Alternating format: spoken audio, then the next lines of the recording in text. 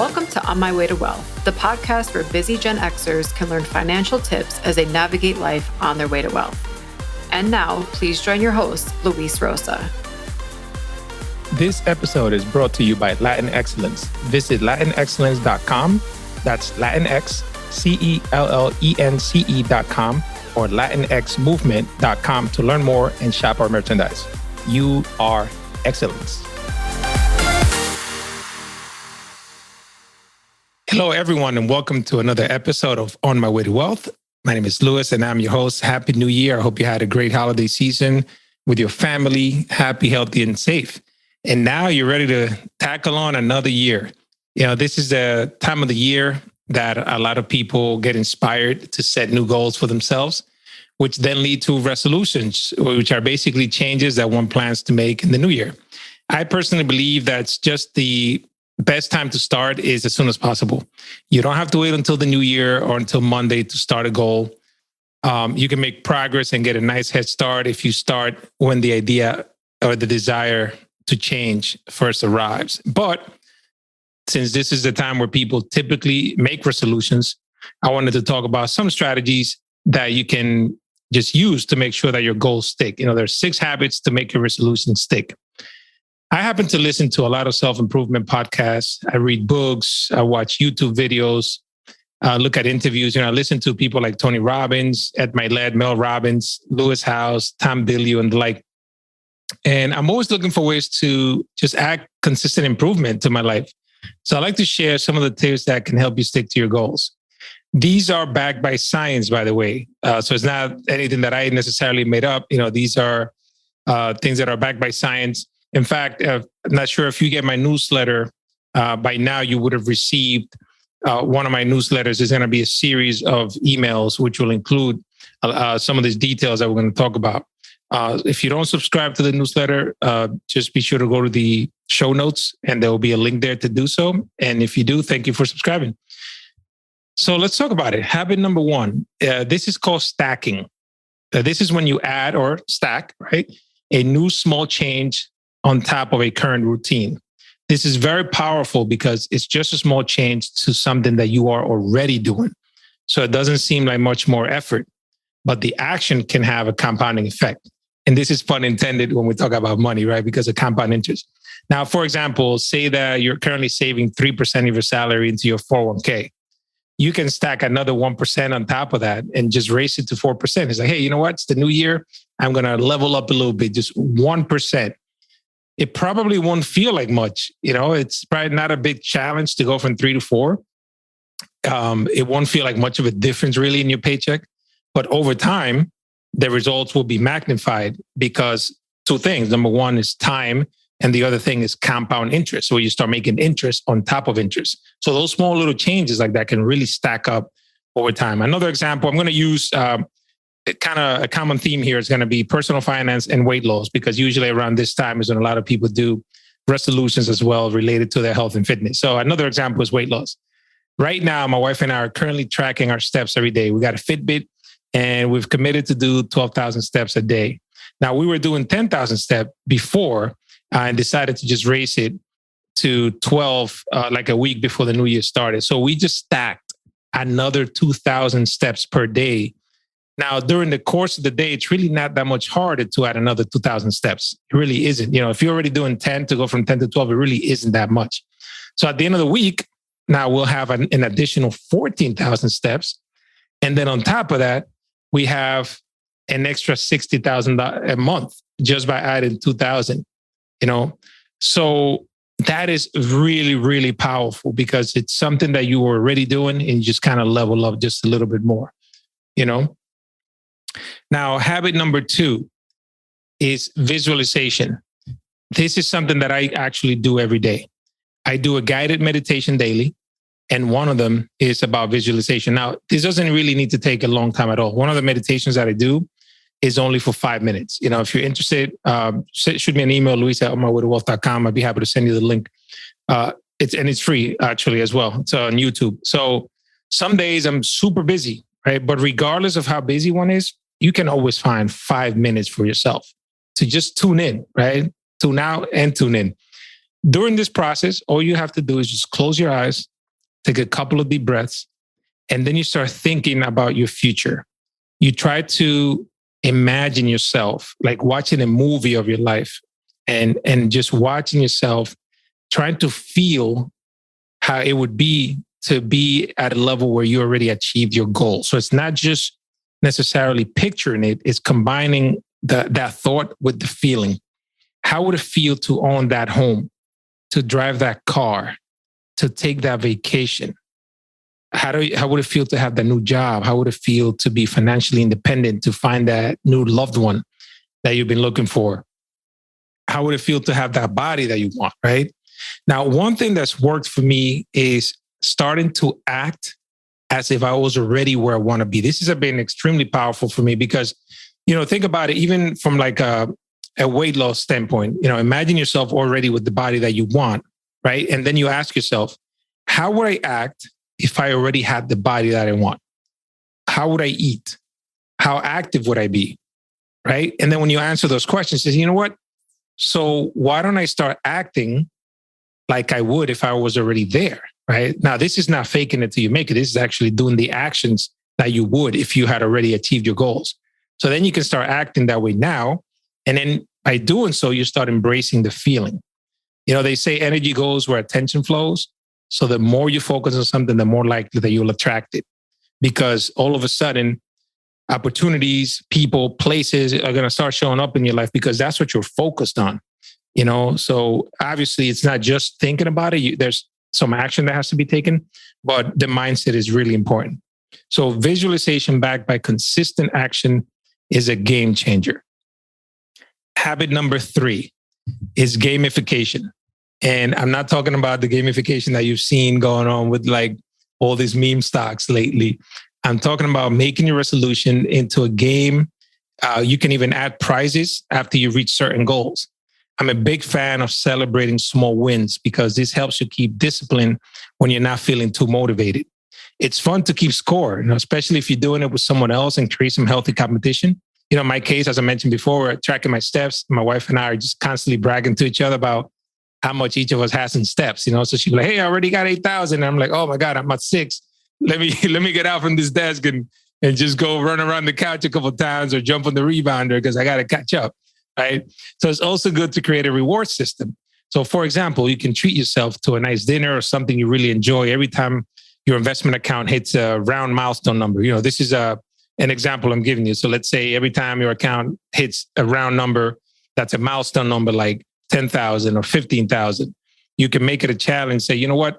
All right, my account just hit 15,000. I'm going to go treat myself to a nice dinner, or a nice pair of shoes or whatever, right? To keep motivated, because a lot of the times, some of the goals that we set for ourselves are going to take a while, some of them years to attain. So in order to stay on track, motivation is only going to get you so far. You got to have some discipline behind it and then a reward system, right? So that you stay on top. You can say a goal and say, listen, when my 401k reaches 100,000, I'm going to take a nice trip. I'm taking the nice vacation I've always wanted. Something to keep you engaged and motivated that makes your goals just feel fun, fun to go after, fun to complete, because sometimes they're going to get stuff. Habit number 4, they're called keystone habits. These are habits that can create a major positive ripple effect or change in your life. This is because they are focused on a behavior that can improve more than just one area of your life. So, for example, ever since I started meditating daily, here I'm going to tell you a couple of routines that I do every day. I meditate daily. I read a minimum of 10 pages a day. I do breathing exercises. They say a lot of us don't really breathe as well as we should be. We're stressed out. And normally, if you think about when you're stressed, people usually tell you, stop and take a breath, right? Working out consistently. It's another thing I do. And then going to bed earlier, so it's a combination of things, but just to give you one thing, going to bed earlier, right? I've noticed a shift in my energy and also in my calmness. Even if I'm busy, I still feel in control because doing one keystone habit, like getting more sleep, makes me feel more energetic and rested, which in turn turns into better focus when I'm working, which means I'm more productive because I can be better prepared for meetings, conversations, in just tasks that I need to do. And that turns into more job satisfaction and actually turns into more income because I'm being more efficient. So it's a big win that all originated from a small thing. So you might start meditating 10 minutes a day. You might start reading 10 pages a day. Doing 10 pages a day, you might read a book a month, right? Imagine what you will learn. That might change your life, right? So this is something that has a really compound effect in other areas of your life. It could be anything like stopping smoking or reducing your drinking, anything like that. Habit number 5. This is plainly just called minimum viable effort. Now, this is a really good one because this is just breaking down your goals. I mean, you might even laugh about it, think it's silly, to the smallest step possible, to the point where the effort is so minuscule that you can do it super easily. Like imagine your resolution is to lose weight. So let's compare some scenarios, right? Scenario 1, you tell yourself, I'm going to lose 15 pounds by Valentine's Day. I'm going to go to the track and walk 2 miles 4 nights a week, let's say. So when you start thinking about that, you're like, okay, so I have to get running sneakers. Then I have to prepare dinner for the kids. Then I have to drive to the track. Then I have to bring a bottle of water. I got to remember that. I got to do my laps. And when I'm done, I got to come home. I got to shower, get ready for tomorrow, make sure the kids are in bed. That sounds exhausting, right? It's huge. It's like all these steps that you're like, oh my God, I don't even know where to get started, right? Now, scenario number 2, choosing the minimum viable effort. Like you can say to yourself, I'm going to lose 15 pounds on Valentine's Day. Same thing, right? Today, I'm going to look for a pair of sneakers online. That's it. Couple of minutes on your phone or a computer tablet, right? Just on your browser, you're just going to look for sneakers. That's it. You start small, slowly increase. Once the sneakers, you found them, you order them, perfect. When they get into they get shipped to your house, you know what? I'm going to lace up my sneakers today. That's what I'm doing. And slowly, you'll be able to just, go back to the stacking habit, right? And just start stacking something till you're already doing. Eventually, you get to the point where you actually are going to the track and going around a few laps. On the investment side, it could be something very small like that. Let's say you decide you want to start investing in a Roth IRA. You know what? This weekend, I'm just going to go online and open up a Roth IRA. That's it. You don't have to fund it. You don't have to worry about putting money in it, choosing the funds. Where am I going to invest? Nothing. Just literally spend a few minutes, go online. You're going to open up the Roth IRA. That's it. The minimum viable effort. Habit number 6. These are group habits. And this is kind of like what I do now with my wife, like with the keeping track of the steps and stuff. I have an accountability partner. So it's not just me. So this is putting yourself in an environment where there are others that are doing the same thing or looking to achieve same things as you. Turns out your parents were right. You are who you associate yourself with. If you hang out with a group of people that go to the gym often and eat healthy, you're going to start eating healthy and going to the gym too. At some point it's going to be inevitable. I was laughing because I saw someone send me a meme that said something about like, if you hang out with 5 millionaires, you'll be the 6th one eventually. So the meme was like, hey, I just need 5 millionaires to know where they are at, right? So I can hang out with them. But ultimately it's true. It's you're going to conform to that group, and that may mean leveling up. So groups or a partner can also add accountability. Motivation is only going to get you so far, but because you don't want to let somebody else down, you might do something that normally you would have let yourself down. This is a big problem for me. Like if I have a partner that I'm going to go to the gym with, for example, and we're going to meet at 5:30 in the morning, some days I may not feel like getting up, but I know that person's waiting for me, right? We committed to doing it. I'm going to do it. If it's just for me, I could very easily just hit the snooze button, right? So there'll be days when you just won't feel like doing it, but having that someone else or group counting on you, supporting you, you won't want to let them down and you're going to feel more motivated. So you'll do it anyway. So find yourself a group setting or an accountability partner. If you don't have one, you can hire somebody. This could be like a personal trainer. This could be a financial planner. This could be a spouse or a friend. So I'm going to leave you with this. This is a quote that I came across, James Clear. I follow him on Instagram. And it really, it spoke to me. I was like, wow, this is pretty cool, actually. It said, every action is a vote for the type of person you wish to become.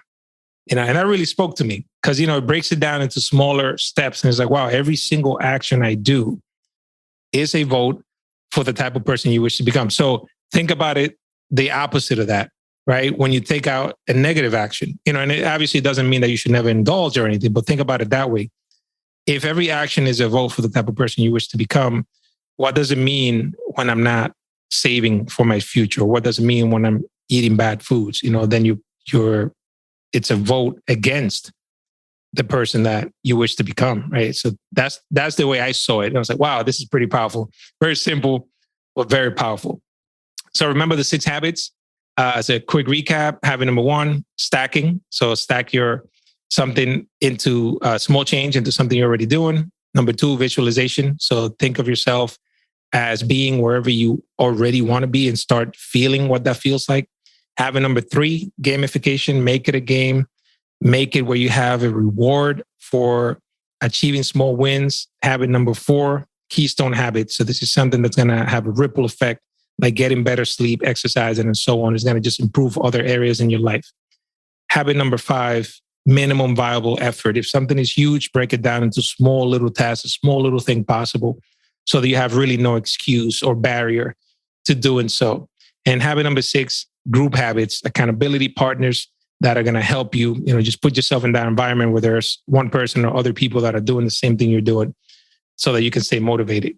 So remember to check out the link in the show notes if you want to access the full newsletter. It's going to be a series of 3 emails. And you can also sign up to the newsletter if you haven't yet. Thank you very much. As always, feel free to send me an email. If you have any questions, Luis@onmywaytowealth.com. Thank you for tuning in. I'll see you in the next episode. And I hope that you achieve all of your goals this year and beyond. Thank you. Thank you for listening to On My Way to Wealth. If you have any questions, please send me an email at luis@onmywaytowealth.com. The information provided here is for information and education purposes only. The opinions expressed herein are solely those of myself, unless otherwise specifically cited. Material presented is believed to be from reliable sources, and no representations are made by my firm or myself about other parties' information or accuracy or completeness. All information or ideas provided should be discussed in detail with a financial advisor, accountant, or legal counsel prior to implementation. Thank you.